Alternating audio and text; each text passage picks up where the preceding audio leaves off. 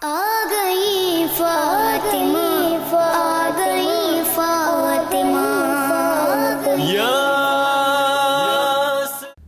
الحمدللہ رب العالمین والصلاة والسلام علی سید الانبیاء والمرسلین والصلاة والسلام علی آباء سید الانبیاء والمرسلین والصلاة والسلام علی امہات سید الانبیاء والمرسلین والصلاة والسلام علی اعمام سید الانبیاء والمرسلین لا سیمن افضل البشر بعد الانبیاء بالقول الغالب خیر الناصرین سیدنا ابو طالب علیہ الصلاۃ والسلام وعلی آلہ واصحابہ واہل بیتہ وعطرتہ وعشیرتہ اجمعین اما بعد فاعوذ باللہ من الشیطان الرجیم بسم اللہ الرحمن الرحیم انما یرید اللہ لیذہب عنکم الرجس اہل البیت ویطہرکم تطہیرا صدق اللہ مولانا العظیم وبلغنا رسولہ النبی العظیم الرؤوف الرحیم ان اللہ وملائکتہ یصلون علی النبی یا ایہا الذین آمنوا صلوا علیہ وسلموا تسلیما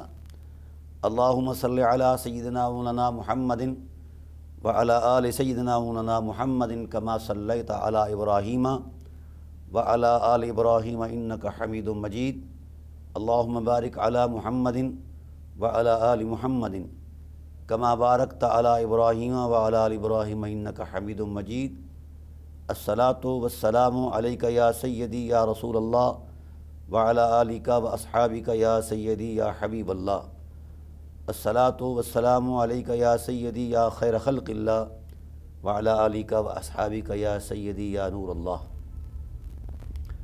حمد و صلاۃ کے بعد انتہائی واجب القدر سامعین و ناظرین، بحمد اللہ تعالی ہماری سلسلہ وار گفتگو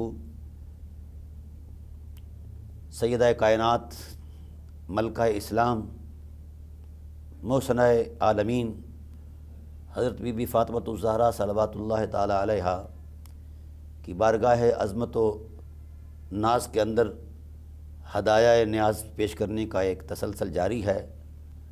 تو ہماری ان گفتگو کا جو عنوان ہے وہ ان کی عصمت کے تقدس سے جاری اور ساری ہے۔ بحمد اللہ تعالی اس سبجیکٹ پر فقیر نے کتاب بھی لکھی ہے، عصمت فاطمۃ الزہرا اور قرآن عظیم کے ٹائٹل پر بحمد اللہ تعالی وہ روئے زمین پر وہ پھیل چکی ہے۔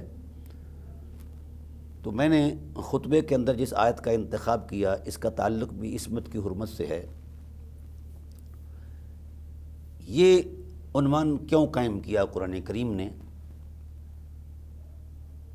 وجہ یہ تھی کہ انسان اپنی فطری قواعد کے اندر جن احساسات سے وابستہ ہے ان میں ایک بہیمی احساس بھی ہے، جہاں انسان حدود و قیود فطرت سے بالا تر ہو کر جب کوئی عمل کرتا ہے تو اس عمل کا نتیجہ بھیانک ہوتا ہے، فرد سے لے کر معاشرت تک تہذیب و تمدن تک اس کے مضر اثرات جو ہیں وہ انسان کو اور انسانی سوسائٹی کو متاثر کرتے ہیں۔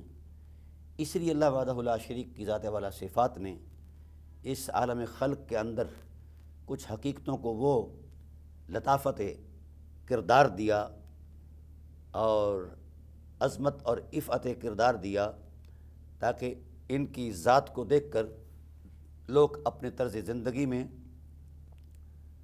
غور کر کے اپنی زندگی کو ان نفوس قدسیت وابستہ کر دیں اور ان کی اسوہ پر چل کر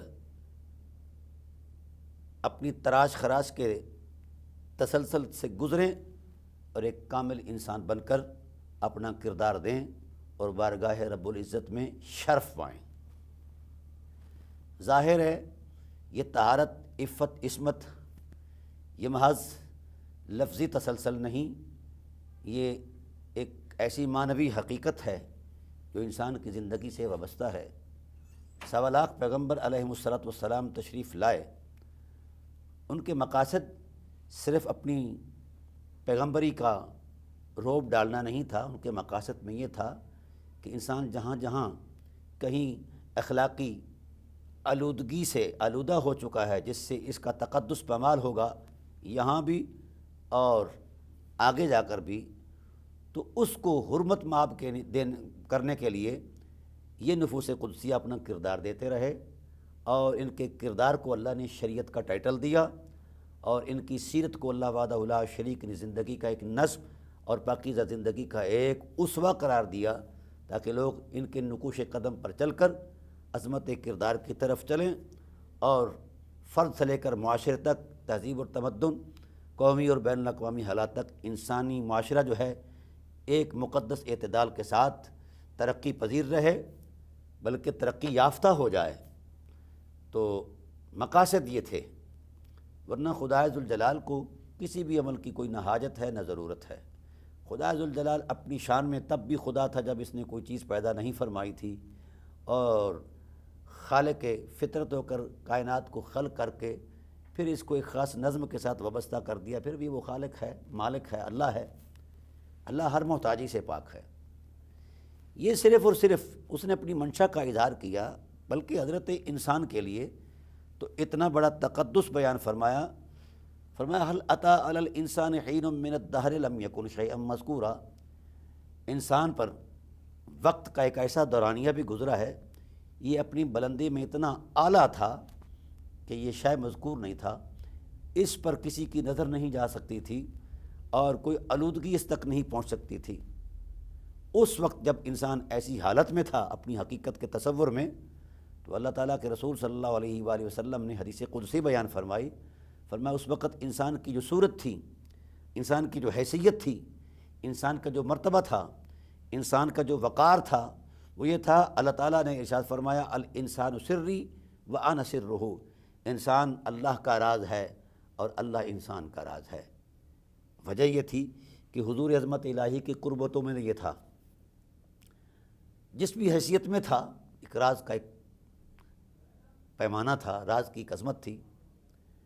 پھر اس راز کی کائنات سے انسان نکلا، جوں جوں اس عظمت سے یہ دور ہٹتا گیا، اس کی قدر و قیمت گھٹتی گئی، اور اس حد تک یہ آگے چلا گیا، خلقنا الانسان من نطفۃ امشاج، میں پانی کی گندی پھٹکار قرار پایا۔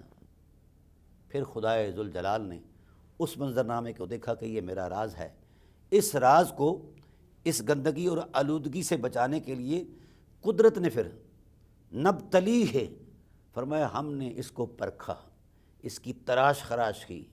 اللہ تعالیٰ کی ذات نے کوئی تیشہ لے کر تراش خراش نہیں کی، عظمت کردار کے سانچے میں ڈال کر اس کی تراش خراش کی ہے، اور بلندی اخلاق کی حرمت میں اسے وابستہ کر کے اس کی تراش خراش کی، عفت اور عصمت کے تقدس میں اسے اتار کر اس کی تراش خراش کی۔ جب یہ اس پیمانے میں اتر گیا، پیچھے نہیں ہٹا، اپنی بہیمی جذبوں کے ساتھ اس نے اشتعال انگیز رویوں کا اپنے آپ کو عادی نہیں بنایا، اور بہیمی جذبوں کی نظر نہیں ہوا، یہ خدائے ذوالجلال کے بنائے ہوئے پیمانے میں اتر گیا، اور اس ابتلاء و آزمائش کے تسلسل سے گزرا۔ خواہشات نفس جو اس کو آوارہ پن پر سکھاتی تھی، اس سے ہٹ کر اللہ کی اطاعت شعاری میں اس نے زندگی گزاری، اللہ کے بنائے ہوئے راستوں پر یہ چلا، اللہ کے دیے ہوئے پیغامات پر اس نے عمل کیا، اللہ وحدہ لا شریک کی عظمت کا یقین کیا، تو خدائے ذوالجلال نے اپنے نور کا پہرا اس کے ارد گرد لگا دیا، اور اس کو ایسا ایک طرز زندگی دیا، یہ اس فطرت کا ہو کے بھی اس مرتبے پر پہنچا، فجعلناہ سمیعا بصیرا۔ اللہ فرماتے ہیں پھر ہم نے اس کو سمیع بھی بنا دیا ہے اور بصیر بھی بنا دیا ہے۔ ہم نے اس کو اپنی صفات سمیعیت اور بصیریت کا مظہر بنا دیا ہے۔ کیوں بنا؟ نبتلی ہی کے تصور سے، عمل سے گزرا ہے۔ جب تک یہ اس عمل سے نہیں گزرے گا، تب تک اس کو سمیع بصیر نہیں بنایا جائے گا۔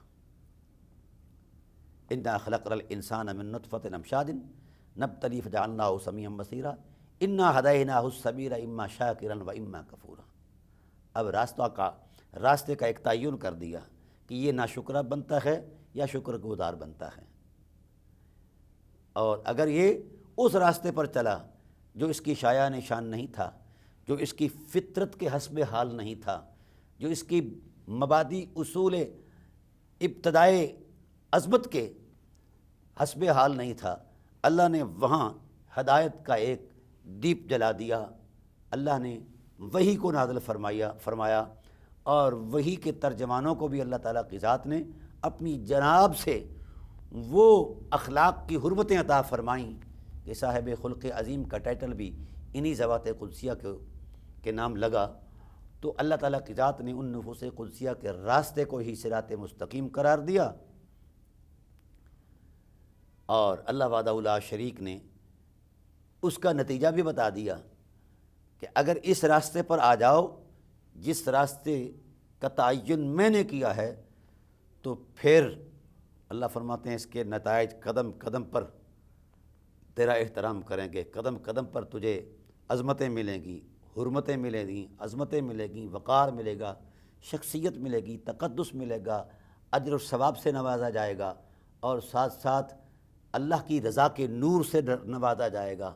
اور پھر اگر تو استقامت پذیر رہا تو اللہ اپنی قربتوں کا مقام بھی تمہیں عطا کر دے گا، اور اسی راز الست کی عظمت میں اتر آئے گا۔ پھر تم اب بھی میرا راز ہے اور میں تیرا راز ہوں، لیکن شرط یہ ہے کہ خدائے ذوالجلال کے بنائے ہوئے راستے پر چلے۔ میں یہاں ایک مثال دینا چاہتا ہوں۔ قرآن کریم سورہ نحل کے اندر اللہ تعالیٰ نے ارشاد فرمایا کہ کبھی مکھی کو دیکھا ہے، شہد کی مکھی؟ وَأَوْحَى رَبُّكَ إِلَى النَّحْلِ أَنِ اتَّخِذِي مِنَ الْجِبَالِ بُيُوتًا وَمِنَ الشَّجَرِ وَمِمَّا يَعْرِشُونَ ثُمَّ كُلِي مِن كُلِّ الثَّمَرَاتِ فَاسْلُكِي سُبُلَ رَبِّكِ ذُلُلًا يَخْرُجُ مِن بُطُونِهَا شَرَابٌ مُخْتَلِفٌ أَلْوَانُهُ فِيهِ شِفَاءٌ لِلنَّاسِ۔ اللہ تعالیٰ کی ذات نے یہ مثال بیان فرمائی۔ حبیب اس بات پر ذرا دھیان دو کہ جب تیرے رب نے وحی فرمائی، الہام فرمایا شہد کی مکھی کو، ان اتخذ من الجبال بیوتا، اپنے چھتے بنا بھائی، اللہ کی ہدایت پر، اللہ کی مشیت کے تصور میں بنا، اپنے خیال سے نہیں۔ ثم کلی من کل الثمرات، پھر ہر ایک پھل سے کھا، فاسلکی سبل ربک، اب جو اللہ نے تیرے لیے راستوں کا تعین کیا ہے، تجھے القاء کیے ہیں وہ راستے، ان پر چل۔ مکھی چلی، اللہ اکبر، یخرج من بطونہا شراب، اللہ کے راستے پر چلنے والی مکھی جب اپنا اگال اگلتی ہے، لعاب باہر نکالتی ہے، تو اللہ تعالیٰ فرماتے ہیں یہ مختلف رنگوں کی شراب ہے، اور یعنی مشروب ہے، پینے کی چیز ہے۔ اے اللہ، پھر فرمایا اس کا نتیجہ یہ ہے فیہ شفاء للناس، یہ ساری کائنات کے انسانی کے لیے علی الاطلاق شفا ہے۔ کیا؟ مکھی کا لعاب۔ کیوں؟ کہ اس مکھی نے اللہ کی وحی کا احترام کیا ہے، اللہ کے راستوں پر چلی ہے۔ ناظرین محترم، مکھی مکھی ہو کر اگر اللہ کے راستوں کا احترام کرتی ہے، احکام کا احترام کرتی ہے اور احکام پر چلتی ہے، متعینہ راستوں کا سفر مسافت طے کرتی ہے، اپنی عزت بھی برقرار رکھتی ہے، اور اگر وہ لعاب اگال دے تو اللہ تعالیٰ اسے بھی نتیجہ خیز بنا دیتے ہیں۔ کتنی مٹھاس ہے شہد کے اندر۔ آ گئی فاطمہ، آ گئی فاطمہ، آ گئی فاطمہ، آ گئی فاطمہ، اللہ اکبر۔ فیہ شفاء للناس، یہ شفا ہے۔ یہ مثال دی ہے کہ جب مکھی اللہ کے بتائے ہوئے راستوں پر چلے تو اس کا لعاب بھی شفا ہے، اور اگر کوئی بندہ مومن اللہ کے بتائے ہوئے راستے پر چلے تو پھر کیوں نہ اس کی زندگی کے محاسن جو ہے وہ لوگوں کے لیے مٹھاس پیدا کر دیں، اس کے رویوں کے اندر کیوں نہ اخلاق کا نور پیدا ہو جائے، اور وہ اس کا ہر عمل، ہر احساس زندگی اس کا لوگوں کے لیے اخوت، بھائی چارے اور عظمت اخلاق کا ایک بہترین نمونہ ہو جائے۔ یہ اللہ تعالیٰ کی ذات نے اس سورہ کے اندر یہ ارشاد فرمایا ہے۔ ناظرین محترم، اب جو چیز آپ کے سامنے رکھنا چاہتا ہوں، اوحیٰ ربک الی النحل، مکھی کو حکم ہوا کہ پہاڑوں میں چھتیں بن گئے، پھر رس سے کڑوے اور میٹھے، پھر سبل ربک، اپنے رب کے راستے پر چل۔ وہ رب کا راستہ کیا ہے؟ مکھی اگر شرق کی سمت میں جا رہی ہے تو یہ مشرق کا تصور ہے، غرب کی سمت جا رہی ہے تو یہ مغرب کا تصور ہے، شمال ہے، جنوب ہے، تحت ہے، فوق ہے۔ یہ سارے تصورات جو ہیں یہ عالم شہادت کے معاملات ہیں، ان میں اس کی سمت جو ہے چلنے کی، اس میں اللہ کا راستہ کون سا ہے؟ اگر اللہ تعالیٰ کے راستوں کا یہ تصور پیش کیا جائے کہ اس کا شرق میں راستہ ہے، غرب میں ہے، شمال میں ہے، جنوب میں ہے، تحت میں ہے، فوق میں ہے، تو اللہ تعینات سے بلند و بالا ہے، پاک ہے، تو پھر وہ کون سا ایسا راستہ ہے جس راستے کو خدا نے اپنا راستہ قرار دیا؟ اس میں کوئی شک نہیں، قدرت کاملہ کا ایک اپنا نظم ہے کہ مکھی کو پہلے وجود بخشا اور اس کے معدے کے اندر وہ کوائیں پیدا فرمائیں اور اس کے اعصاب کے اندر وہ نعمتیں عطا فرمائیں۔ یہ ساری چیزیں ایک الگ بیان اور پروسیس ہے، پروسیجر ہے، لیکن وہ کون سا جو رب کا راستہ ہے؟ رب نے تو اسے پیدا فرما دیا، اب وہ خود سے تو کوئی چیز پیدا نہیں کر سکتی، وہ رب کی مخلوق ہے، کوئی تو رب کا راستہ ہے۔ اگر ہم نظم کائنات کے اندر خدا کے راستوں کا تصور دیکھیں، خدائے ذوالجلال مثلا اللہ خالق ہے، مکھی خالق نہیں ہو سکتی کہ اس کے راستے پر چل کر خالق بن جائے، اللہ رازق ہے، ایسا وہ نہیں ہو سکتی۔ تو جتنے بھی اللہ تعالیٰ کے معمولات اس کائنات کے اندر جلوہ افروز ہیں، ذو افشاں ہیں، ان میں سے کوئی ایسا عمل جو ہے وہ مکھی کے ذمہ نہیں ہے۔ وہ کون سا ایسا راستہ ہے؟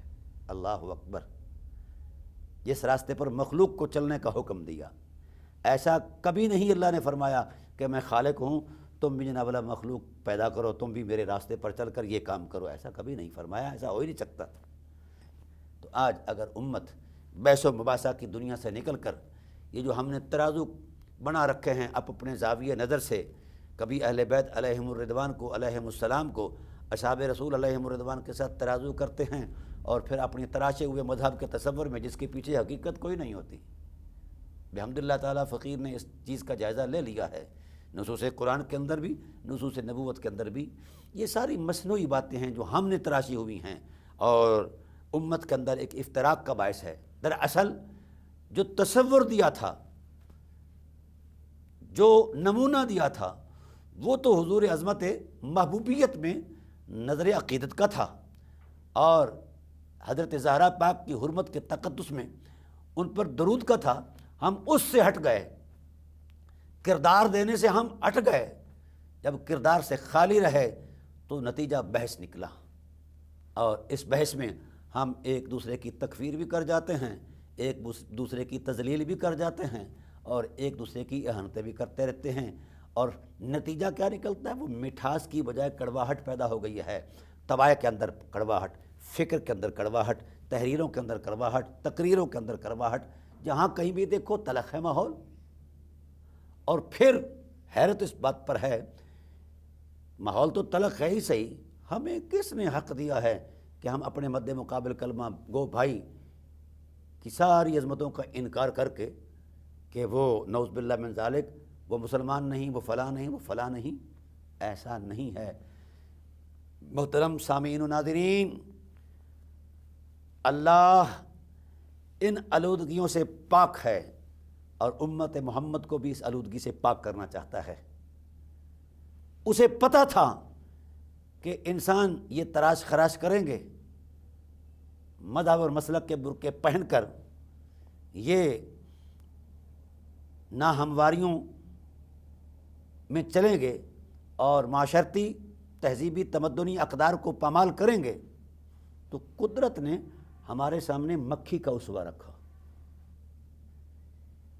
ہماری شرمندگی کے لیے اتنا ہی کافی ہے۔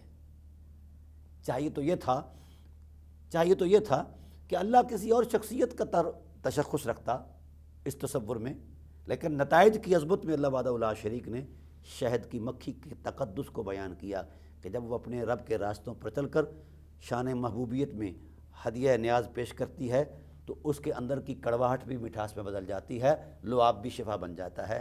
آؤ ایمان والو، تم بھی اس راہ پر چلو، یہ اللہ کا راستہ ہے، یہ اللہ کا راستہ ہے، اور اللہ کا کوئی مذہب نہیں ہے، کوئی مسلک نہیں ہے۔ اللہ مذہبی دائروں سے ورا ہے، اللہ مسلکی تصورات سے ورا ہے۔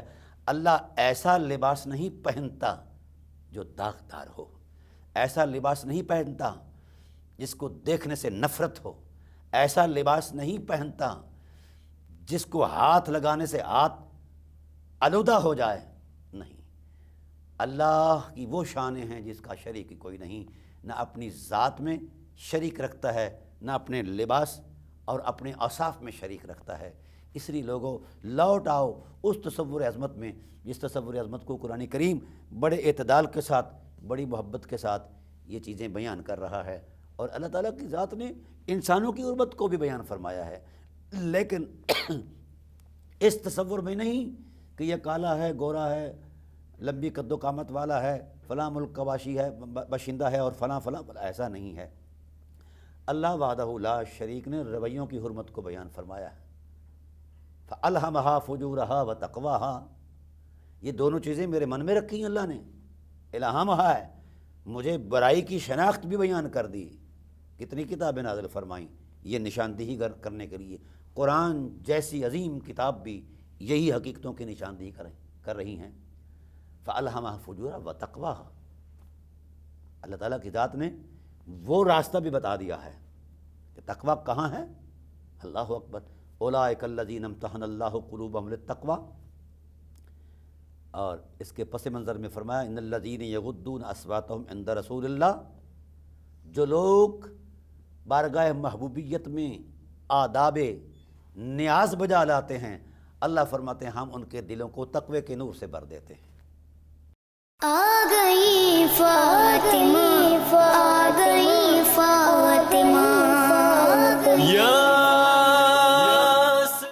آ گئی فاطمہ، آ گئی فاطمہ، یہ بات قرآن کی نص ہے، اس میں کوئی مذہب مسلک والا چکر نہیں ہے، کوئی ایسا تصور موجود نہیں قرآن میں جو ہم نے تراشا ہوا ہے۔ قرآن بڑی سادی عظمت ہے، اس کی تعلیمات مسلکی، مشربی، مذہبی نہیں ہیں بلکہ آفاقی ہیں، قیامت تک اس کی تعلیمات آفاقی ہیں۔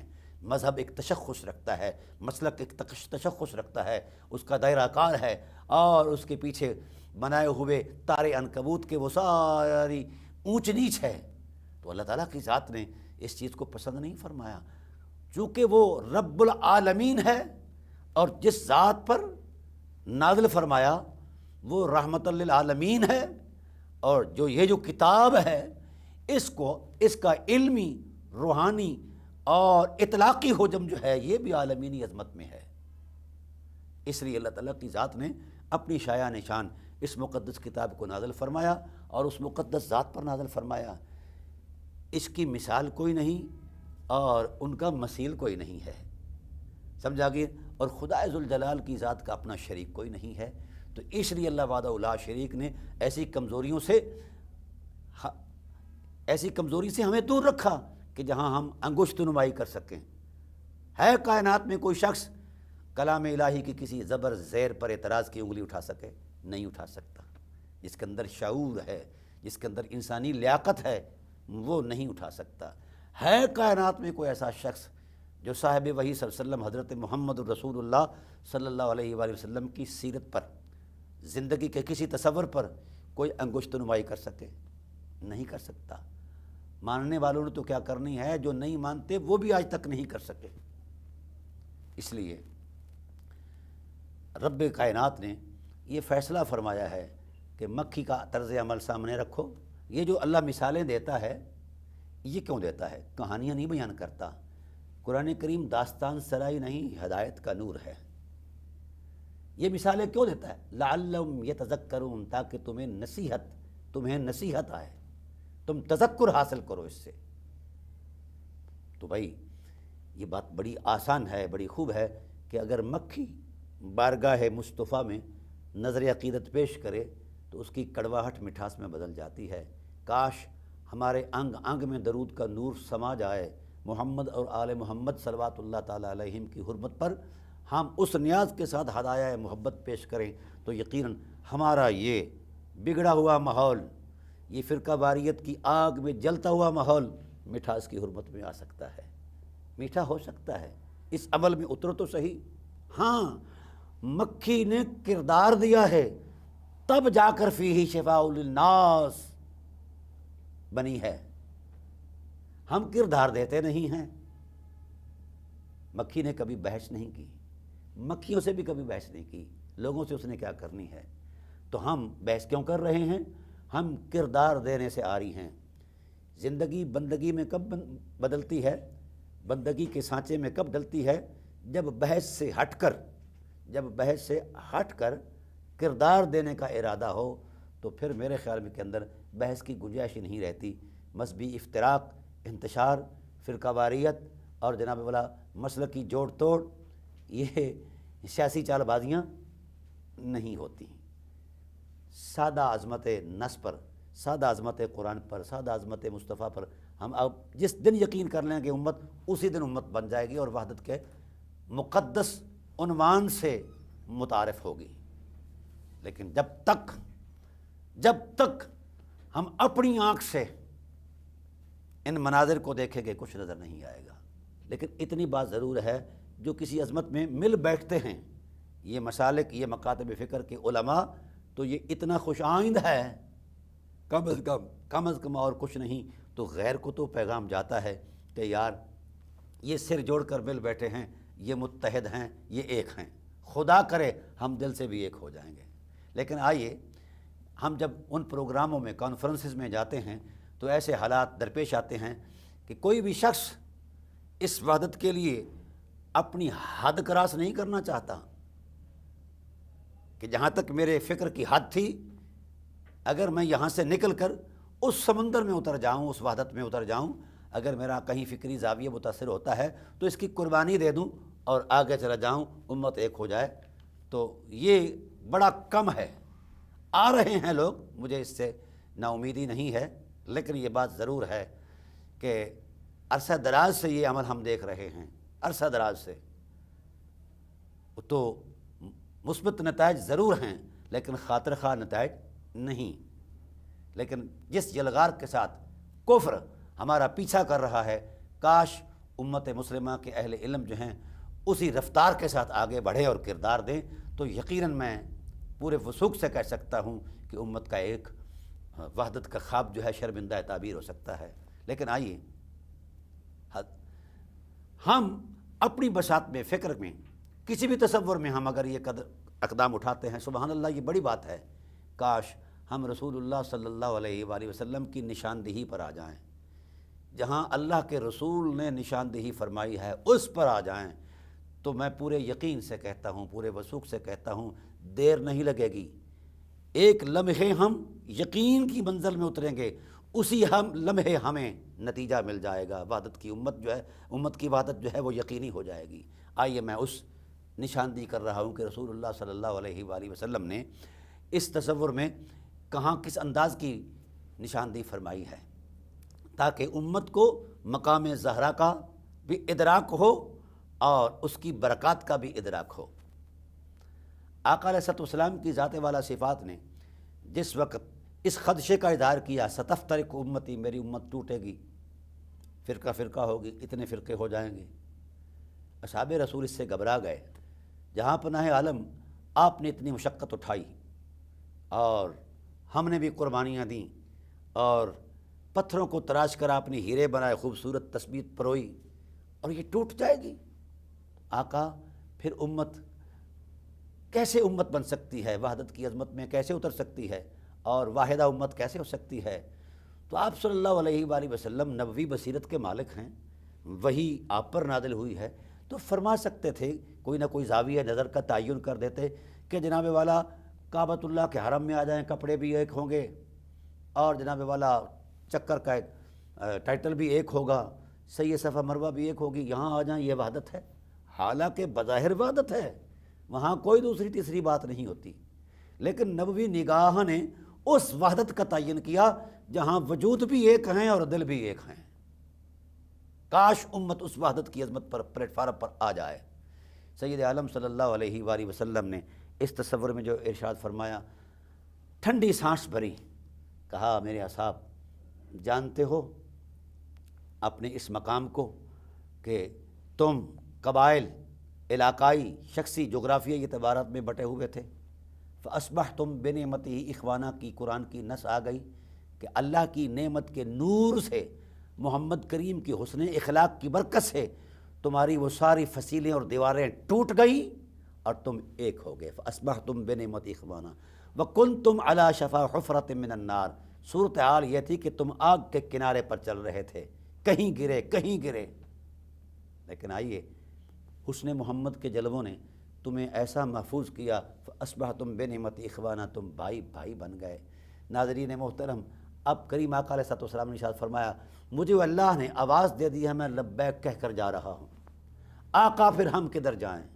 تو حضور نے ٹھنڈی سانس بھر کے آسمان کا مشاہدہ فرماتے ہوئے فرمایا، دیکھتے ہو آسمان کے ستارے صرف روشنیاں نہیں دیتے بلکہ ان کا ایک میگنیٹ سسٹم ہے، ان کی مقناطیسی قوت ہے، جب تک ان کی قوت بحال رہے گی کائنات آسمان جو ہے یہ شاداں اور فرحاں رہے گی اور خوشحال رہے گی، چلتی رہے گی، اور جب یہ ستارے ٹوٹ جائیں گے اور گر جائیں گے، چھپ جائیں گے، تو کائنات میں اندھیرا چھا جائے گا، برباد ہو جائے گی آسمان کی کائنات۔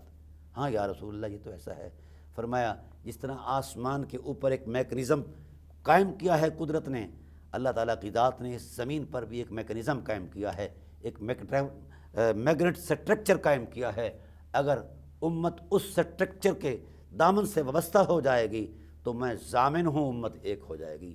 آقا اتنی بڑی عظمت جہاں اس ٹوٹی پھوٹی امت کی وحدت کا نور میسر ہے، وہ کہاں ہیں؟ فرمایا وَأَهْلُ بَيْتِي أَمَانٌ لِأَهْلِ الْأَرْضِ مِنَ الْإِخْتِلَافِ، اور اگر کہیں کوئی ڈھوئی نہ ملے، کہیں کوئی ایسی صورت نہ ملے کہ تمہیں وحدت کی نعمت میسر آ جائے، تو پھر آؤ در زہرا پر آ کر ان کے حضور ناز میں نیاز میں اتر آؤ، اللہ تمہیں امت بنا دے گا۔ وَأَهْلُ بَيْتِي أَمَانٌ لِأَهْلِ الْأَرْضِ مِنَ الْإِخْتِلَافِ، یہ دامن زہرا اتنا بلند ہے اور اتنا پروقار ہے اور اتنا تقدس مآب ہے کہ یہ بکھرے ہوئے موتیوں کو پھر سے تسبیح میں پرو سکتا ہے اور اپنے دامن کی رحمت بری چھاں میں تمہیں لپیٹ کر اللہ کا مقبول اور محبوب بنا سکتا ہے۔ آؤ، یہ کون نشاندہی کر رہا ہے؟ یہ نہ شیعہ کر رہا ہے، نہ سنی کر رہا ہے، نہ اہل حدیث کر رہا ہے، نہ دیوبندی کر رہا ہے، نہ بریلوی کر رہا ہے، یہ کون کر رہا ہے؟ اللہ کا رسول نشاندہی کر رہا ہے۔ آئیے آئیے، جس مکتبہ فکر کا اعتماد رسول پر ہے تو وہ آئے، خدا کے رسول نے دعوت بھی دے دی ہے، نشاندہی بھی کر دی ہے اور پھر ضمانت دے دی ہے۔ فرمایا میں ضامن ہوں اس بات کا، اس دامن سے وابستہ ہو جاؤ، لن تضلوا بعدی ابدا، تم گمراہ نہیں ہوو گے۔ تمہارے اندر، تمہاری فطرتوں کے اندر، طبیعتوں کے اندر، اخلاق کے اندر میری اہل بیت کا نور ایک روشنی بن کر آئے گا اور تمہارے اندر وہ مٹھاس پیدا ہو جائے گی۔